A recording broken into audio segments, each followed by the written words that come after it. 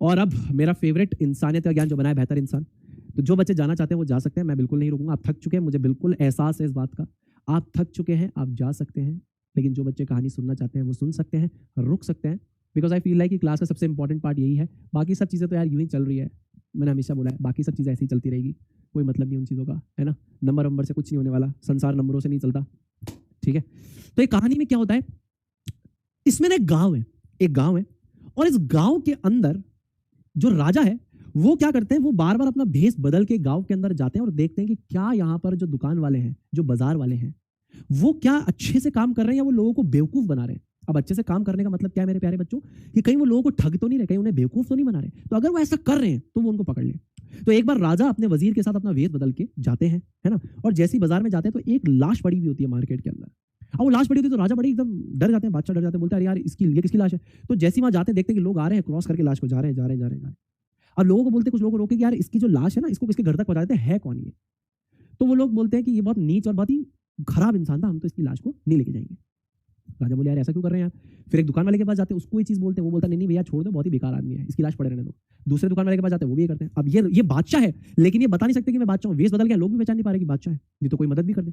तीसरी दुकान पे जाते हैं, वो भी ये कहता है अरे भैया कोई दिक्कत नहीं, आप मत चलो, आप ये बता दो इनका पता क्या है, मैं इनकी डेड बॉडी पहुंचा दूंगा, कोई दिक्कत वाली बात नहीं है ना। बता देते हैं पता। घर पहुंचते हैं, बॉडी को वजीर के साथ लेके। पत्नी आती है, पत्नी देख के एकदम बेहोश हो जाती है, बोलती है तो मेरे पति मर गए। बोले हाँ मर गए।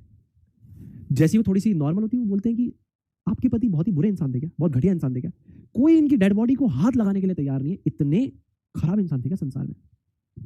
पत्नी ने कहा नहीं, मेरे पति बहुत ही नेक दिल के इंसान थे, लोग खराब है। राजा कहते हैं कि यार पत्नी के लिए तो अच्छा ही होगा ना, पूरी दुनिया खराब है लेकिन ये आदमी सही है, ये कैसे हो सकता है। राजा कहते हैं कि ऐसा कैसे। बोले मैं आपको बताती हूँ ऐसा क्यों।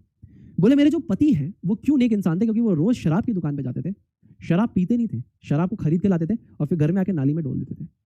रोज एक नचनिया के यहाँ पे जाते थे, है ना, और उसके पास जाके उसे सिर्फ पैसे दे देते थे और कहते थे कि आज अपना गेट मत खोलना, कोई भी ना आए।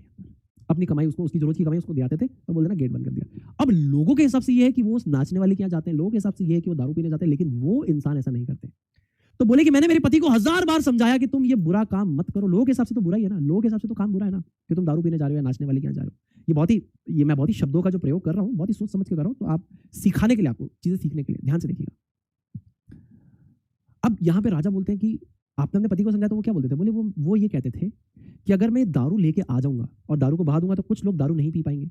दूसरा, जहां पर वो नर्तकी है, नर्तकी बोले या नाचने वाली जो है, नर्तकी शब्द का इस्तेमाल करते हैं, नर्तकी जो है, यहां पर अगर मैं जाता हूं तो मैं उनको पैसे देता हूं ताकि लोग वहां पे नहीं जा सके। अब इससे क्या होगा, मैंने संसार से कुछ पापों को कम कर दिया, मैंने संसार से पाप करने से लोगों को कम कर दिया। दारू पिएंगे, कुछ उल्टा सीधा काम करेंगे, वहां जाएंगे नर्तकी के यहाँ, पैसे देंगे किसी भी चीज को देखना करना गलत बात है, हमारी संस्कृति के खिलाफ है, करना ही गलत है, वो पाप होगा। मैंने उनको पाप करने से रोक दिया। तो उनकी पत्नी ने बोला कि मैंने उन्हें कहा था कि जब आप मरेंगे तो संसार में कोई आपको उठाने तक नहीं आएगा, आपकी लाश को कोई हाथ तक नहीं लगाएगा। तब मेरे पति ने कहा था कि परमात्मा पे विश्वास रखो, इस आत्माओं में विश्वास रखने की जरूरत है, मुझे परमात्मा पे विश्वास है। इस संसार में अगर परमात्मा है और अगर मैं सही कर रहा हूं तो जब मेरी मृत्यु होगी, मेरी मृत्यु के बाद मेरी जो लाश होगी उसका क्रियाक्रम करने उस शहर का, उस गांव का बादशाह राजा स्वयं आएगा और उसके साथ एक नेक दिल इंसान भी होगा। ये बात सुन के राजा की आंखों में आंसू निकल आते हैं। राजा कहते हैं कि मैं ही बादशाह हूं, मैं ही राजा हूं, मैं भेष बदल के आया था और आपके पति सही में नेक दिल इंसान थे, इनका जो क्रियाक्रम है मैं करवाऊंगा। अब इस कहानी से आपको क्या सीखना है मेरे प्यारे बच्चों, कहानी से आपको क्या सीखना है, कहानी से आपको ये चीज सीखनी है, संसार आपके बारे में क्या सोचता है इससे फर्क नहीं पड़ता।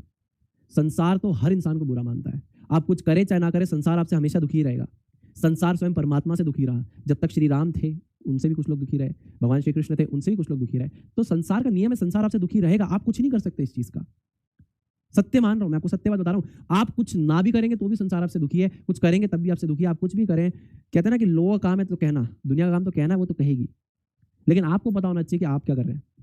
इस इंसान के हिसाब से इसने बोला कि मैं परमात्मा के सामने अच्छा हूं, तुम्हें अच्छा बनना है तो परमात्मा के सामने अच्छा बनो ना, लोगों के सामने अच्छा बनने की जरूरत नहीं। जिनके सामने तुम आज अच्छे हो, इनके लिए तुम कल बुरे हो जाओगे, इनके लिए तुम सबसे बेकार इंसान हो जाओगे। ये संसार ना कभी किसी का सगा था, ना कभी किसी का सगा है और ना ही कभी किसी का सगा रहेगा। तो भैया इससे हमने क्या सीखा, इससे हमने सीखा कि हम अपने कर्मों को अच्छा करते रहें, अपने माता पिता के साथ हम अच्छा करते रहें, क्योंकि वो हमारे लिए कभी बुरा नहीं सोच सकते। हमारे माता पिता, हम और परमात्मा, बात खत्म। इसके अलावा चौथा कोई भी मनुष्य, इंसान ना तुम्हें खुश कर सकता है, ना तुम्हें खुश कर पाएगा, ना ही तुम खुश रह सकते हो उनके साथ।